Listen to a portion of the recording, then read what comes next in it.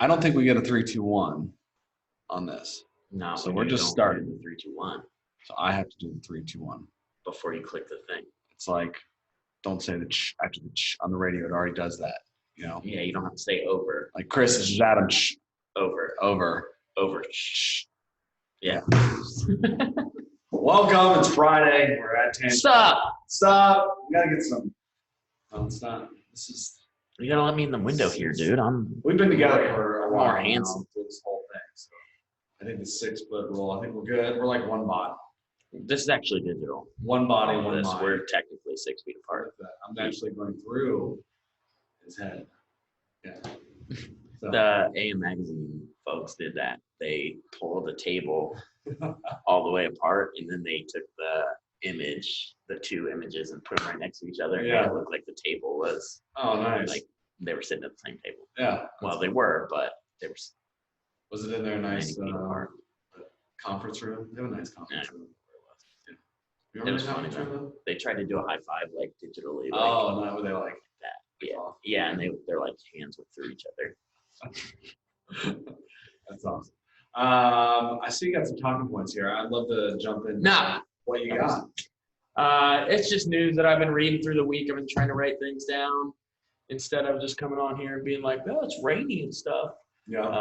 Talking about the radio. Yeah. Stuff like that. Yeah. I mean, main things are still COVID. I feel like we talk about COVID every week, but well, it's going to impact us. Yeah, it's impacting everyone, but there are good things too. I mean, some of the stuff for layoffs, and there are a few articles out there about how medicine is shifting and relying on telemedicine now, and like a lot like we record this too on video. They're seeing, and I ran into a friend at picking up my Chipotle, who is a nurse practitioner, and he said that patient volume is way down for one, and he's seeing like 4 or 5 patients a day, like telemedicine, and that's like it. That's probably not going to go away. Yeah, I don't know. I mean, don't know what we're gonna do. It's probably not. There's probably going to be a major shift. You know, something like this causes a major shift, causes us to innovate, and then we innovate to get through a crisis. But what sticks, and then what goes away? You know. I was reading more about ASCs. Oh yeah, what you got? It kind of goes along with what you were leading into, where like how things are going to change, and we talked about it last week. The like theory that seems to be the most popular is that ASCs are going to boom. Yeah, but because people don't want to go to a hospital for an elective surgery because they don't want to be exposed to COVID, or have a risk of being exposed to COVID. So ASCs don't really have that, and they're testing everyone on the way in, and hospitals have to take people whether they have it or not. Right. So the risk of exposure is way lower at an ASC than it is anywhere else. Right.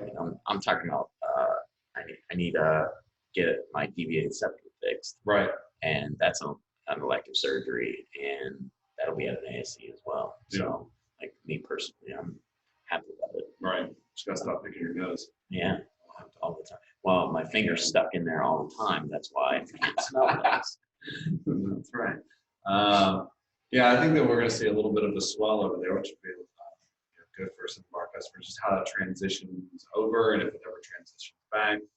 What's the cost structure for a lot of this stuff? You know, a lot of these surgery centers who are ASC, they're going to see higher volume. How are they going to be able to handle that, maintain that level of quality that they already provide? So I think as we get into this, we're seeing the OEMs are starting to trickle down, slow down a little bit. They're seeing some of this, and I've seen the U shape out there. People are talking about the rebound will be more of a U shape. I really, as this has gone on prolonged, especially Ohio pushing to May 29th for stay-at-home orders, or even though they're releasing some things, they're still keeping people at home. And this prolonged extension out, elective surgeries are starting again, but still it's not going to be at the same level until everything's really released and allows hospitals to operate almost with normalcy, if you will. And then I think as the hospitals come back to normalcy, what is that new normalcy? We talked about some of these online visits, if you will, self-care. Will that be pushed out? So will the hospitals adjust the services they offer based off being able to push virtually some lower level hospital room visits that may not be required? Will it get people to second, or at least question themselves, do I really need to go to the hospital, or can I just call this one in? Yeah. Oh, I was talking to Jim. Jim's one of our quality guys. He recently had his appendix removed, like in an emergency surgery. And he said that they're seeing a burst of emergency procedures too, because people are late reporting. So normally they would have gone in like 10 days ago or before they actually go in, but they don't want to go in because of the same thing that I was talking about before, COVID. Right. They just don't want to be there. If they're not sick, they feel like they're contributing to a problem. Right. And then late reporting and things become emergent really quickly. Yeah. So same thing, maybe not emergency, but like dental offices. I had an appointment, I think, in early March and just haven't gone in. I'd love to get in and mine's do closed. that. So I think they're starting to open up today, actually. Today's May 1st, so I think dentist offices are opening up, but still. Monday, the ENT that I need to go see is opening up. But they have, you have to wait in your car instead of the lobby. They have mask requirement. They have, they take your temp before you sign in. They, no guests, just you, all that stuff. So it's a good phase. It is the phase one approach. So I don't know if you went to the White House website, but they released the phases of reopening of America or the economy. Right. So yeah, phase one. If you haven't read it, please go read it. It's not hearsay on Facebook. That link somebody posted. One of their friends wrote on my blog. It's the White House publishing phase one, phase two, phase three. Their recommendations, and then they're leaving it up to each governor based on how severe COVID has impacted each of their states. Cool. Because all the states are way different, right? Out west, they've been impacted a lot less than us because they're so spread out, except for California. Right. So yeah, phase one is I think phase one has the opening restaurants, but still social distancing. I might be mixing it up with phase two, but yeah, go read it. And obviously, I haven't memorized it. But. Right. How new is it? How up to date is it? They just updated it. They just published it less than a week ago. So it was this week. Yeah. So it's pretty new. Let's talk on the project side of things. That we have things are freeing up a little bit, but we saw anything that was pre-validation work pretty much freeze up. Projects not moving forward. You see a little bit of a difference with some of our customer base. Things are breaking loose. Even today, today's the first day people returning to office work and stuff like that, still maintaining social distancing and all that. So I've already got calls. Scheduled people getting back in. They're back in the office now today, this morning, and they're saying, "Hey, can we do a call? My project's picking back up." Right.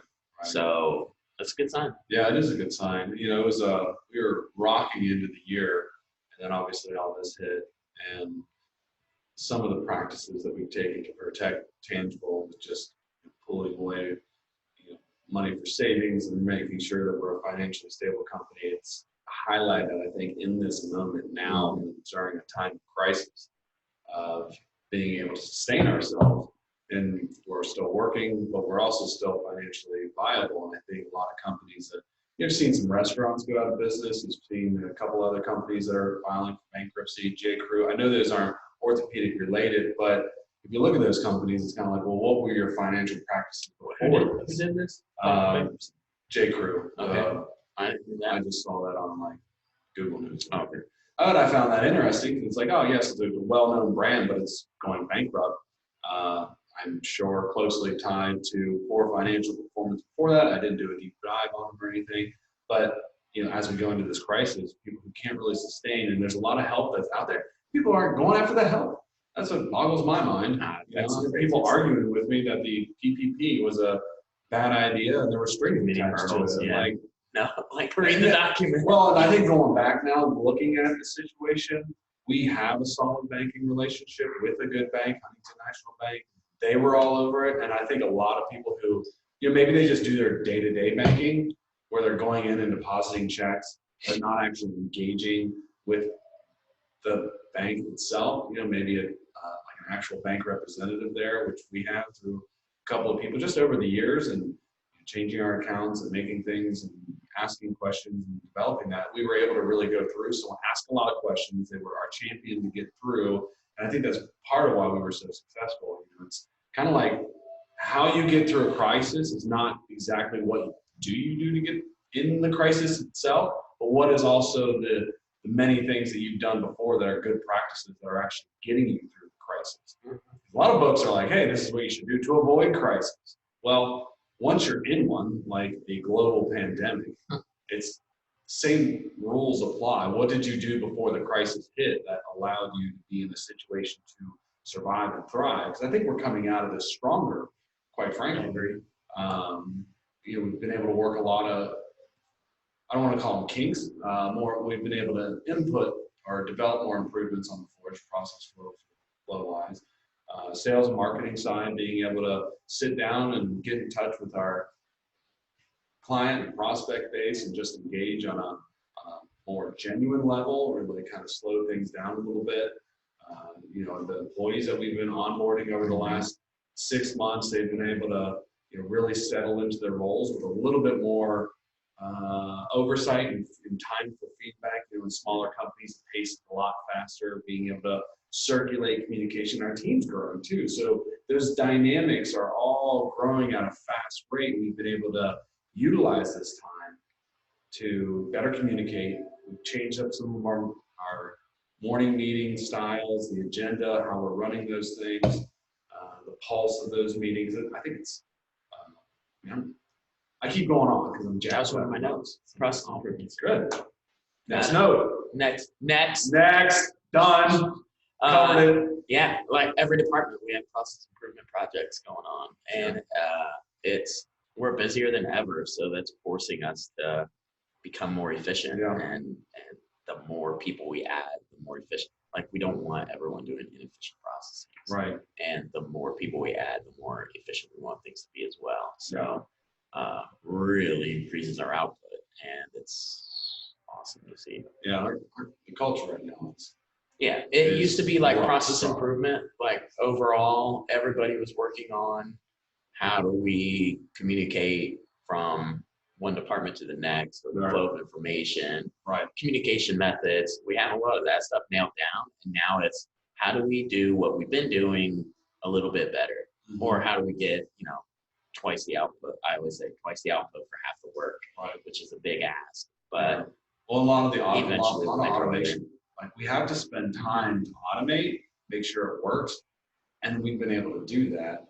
And what's great is that's more administrative functions that we're not necessarily handing over to one individual. We're automating it ourselves as we grow the team. So as we hire, we're hiring to take on tasks that get product out the door versus trying to make the business more efficient, or hiring, giving a full-time admin. Like, we've been able to really avoid a lot of, I don't know what soft hires, I guess, or hires that don't, indirect hires.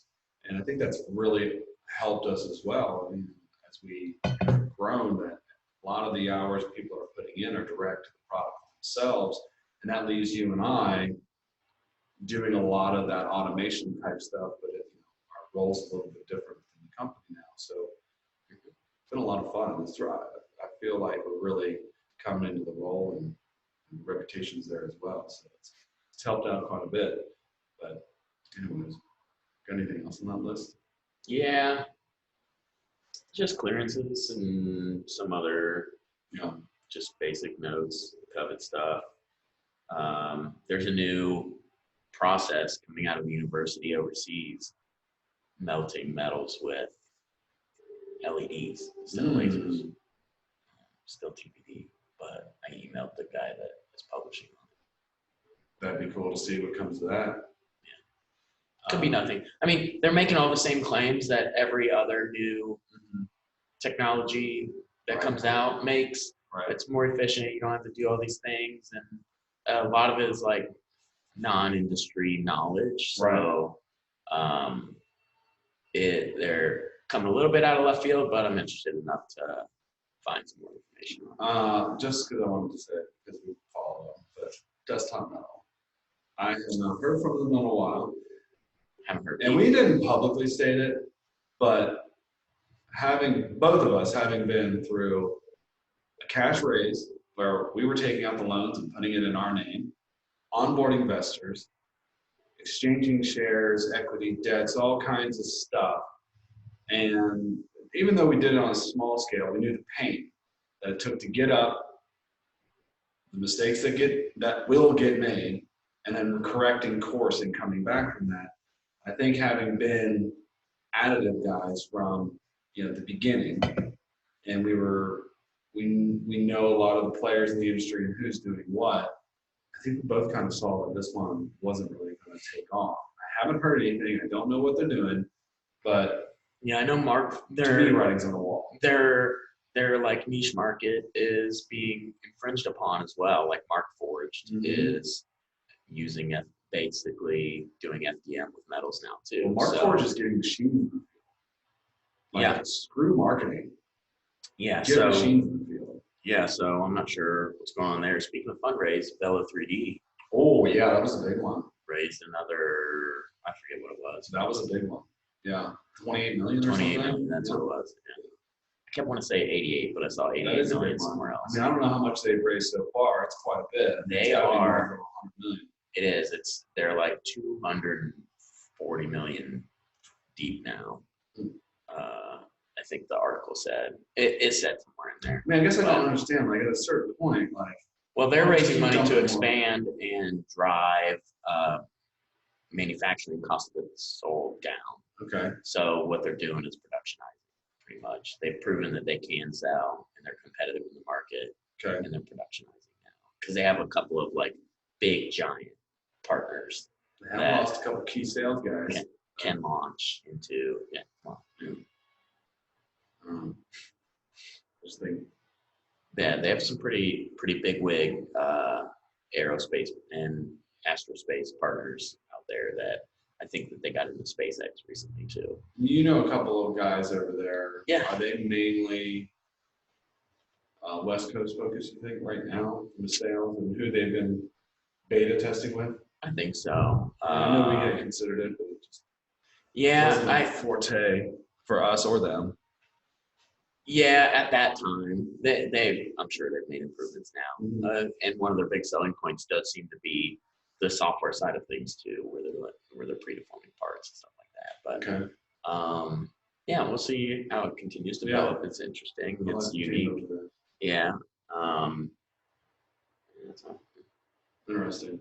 Yeah, they've been around for a while now. It's kind of some of the evolution of the industry. People when Concept Laser was bought by GE, kind of inevitably had that trickle out of some key employees, and some of them have made their way over to Velo 3D. And I think when we got involved with Concept Laser, not to hype on brand because it's more about the process, but they had some really good people that kind of took that culture over to Velo. So I'm excited to see what they do over the long haul, particularly in aerospace. I would really like to see aerospace adopt additive in a bigger way because I think they can, but there's just a lot of testing that needs to go through it. Just as someone who likes additive, I would like to see that. We've got a pretty passionate niche here, what we're doing, and love our customer base as well. Develop some good relationships and keep those alive. So yeah, we're in a good spot right now. We are. Yeah, life is good overall.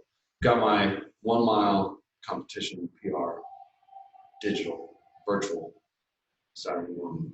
You can run tomorrow morning? Tomorrow morning. I don't know what time. I got to check the time. It's a 1 mile time. How fast are you going to run? I'm going to go 6 minutes, 30 seconds. So I did a couple miles the other night. Patriot rode with me. We'll see how he wants to ride this one.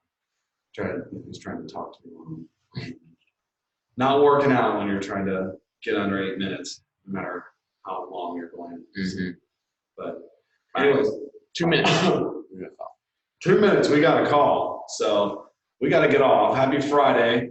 Thanks for taking a watch. Give us your comments, any questions, anything you'd like us to talk about. We'd be happy to do so. You guys have an excellent weekend, excellent Friday, and we will talk to you soon. See ya. See ya.